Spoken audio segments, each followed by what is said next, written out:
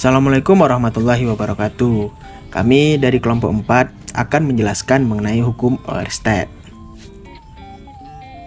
Pertama, kami akan membahas sejarah hukum Oersted, mengenal magnet, aturan hukum Oersted, percobaan medan magnet, dan kaidah tangan kanan. Kemudian ada solenoida, toroida, dan contoh soal dan referensi. Sekarang saya akan membahas sejarah hukum Oersted. Hans Christian Ørsted merupakan seorang ilmuwan berkebangsaan Denmark. Beliau melakukan uji coba pada sebuah kawat dengan mengalirkan tegangan untuk menguji jika arus listrik dapat menghasilkan medan magnet. Kemudian, di sini kita akan mengenal magnet. Pada umumnya, magnet yang kita ketahui mempunyai kemampuan untuk tarik-menarik dengan benda lainnya yang bersifat logam. Kemudian, karakteristik utama pada magnet itu sendiri ialah mempunyai dua sumbu, yaitu selatan dan utara. Seperti pada gambar di samping, magnet bersifat tolak-menolak jika sumbunya sama, dan akan saling tarik-menarik jika dihadapkan pada dua sumbu yang berbeda. Sekarang aturan hukum Oersted. Sebelum kita mengenal persamaan hukum Oersted, berikut ini adalah aturan yang berlaku di hukum Oersted.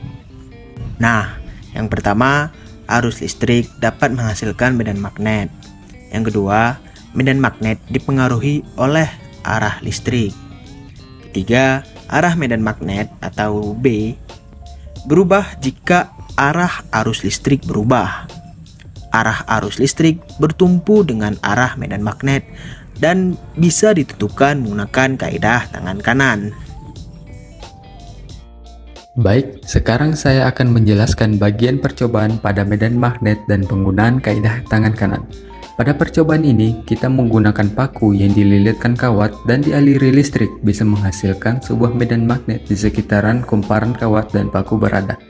Nah, pada percobaan ini kita bisa menggunakan sebuah baterai yang dimana pada salah satu ujung positif dan negatifnya disambungkan sebuah kawat, dan nantinya pada ujung kawat tersebut akan mengalirkan sebuah listrik dari baterai dan dialirkan ke kumparan kawat dan paku berada, yang dimana pada kumparan tersebut akan menghasilkan sebuah magnet.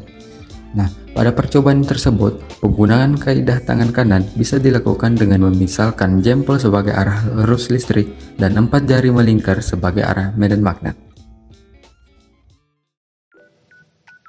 Baik, saya akan menjelaskan mengenai solenoida.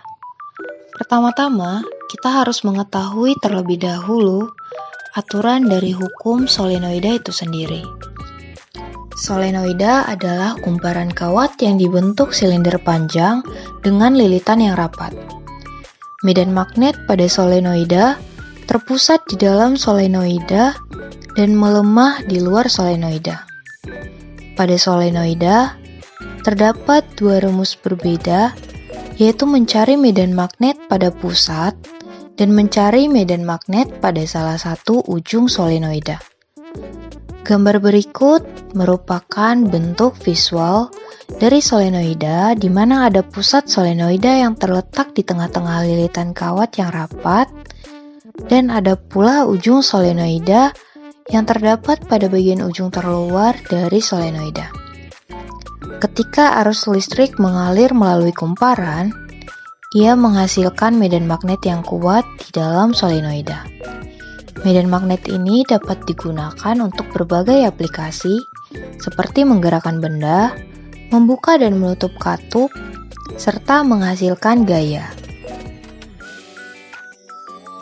Setelah pembahasan sebelumnya mengenai solenoida, selanjutnya di sini saya juga akan memaparkan persamaan solenoida terkait dengan aturan dari hukum solenoida, di mana solenoida memiliki dua rumus berbeda, yaitu yang pertama ada rumus mencari medan magnet di pusat solenoida. Pada solenoida, kita perlu mencari kuat arus. Maka, rumus mencari medan magnet di pusat solenoida adalah kuat arus pada medan magnet sama dengan permeabilitas ruang hampa dikali arus, dikali jumlah lilitan, dan dibagi dengan panjang solenoida. Begitu juga dengan rumus mencari medan magnet di ujung solenoida. Sama halnya dengan mencari di pusat, yang membedakannya ialah pada ujung solenoida dibagi dengan 2 kali panjang solenoida. Bentuk visual dari persamaannya adalah sebagai berikut. Dengan keterangan, B adalah besarnya medan magnet dengan satuan Tesla, BP adalah kuat arus pada medan magnet dengan satuan ampere, N adalah jumlah lilitan, I adalah arus, L adalah panjang solenoida dengan satuan meter, dan μ0 adalah permeabilitas ruang hampa, yaitu 4pi dikali 10 pangkat minus 7 Weber per ampere meter. Selanjutnya ada toroida.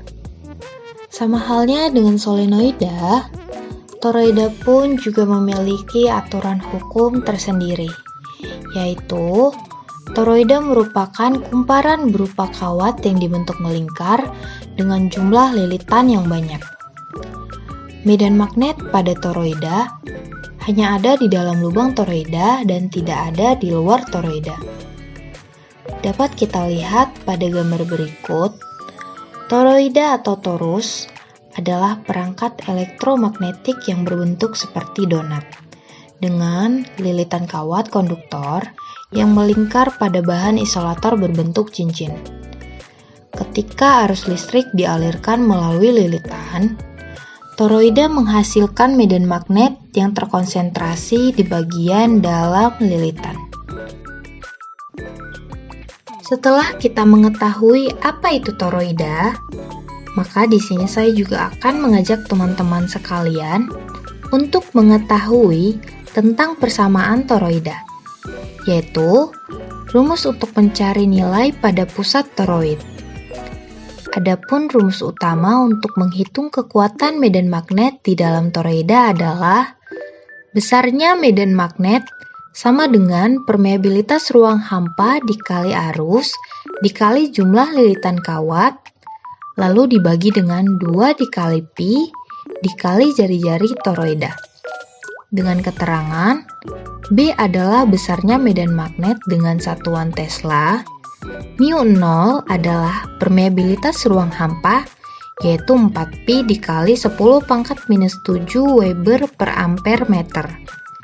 N adalah jumlah lilitan kawat, I adalah kuat arus dengan satuan ampere, dan R adalah jari-jari toroida dengan satuan meter.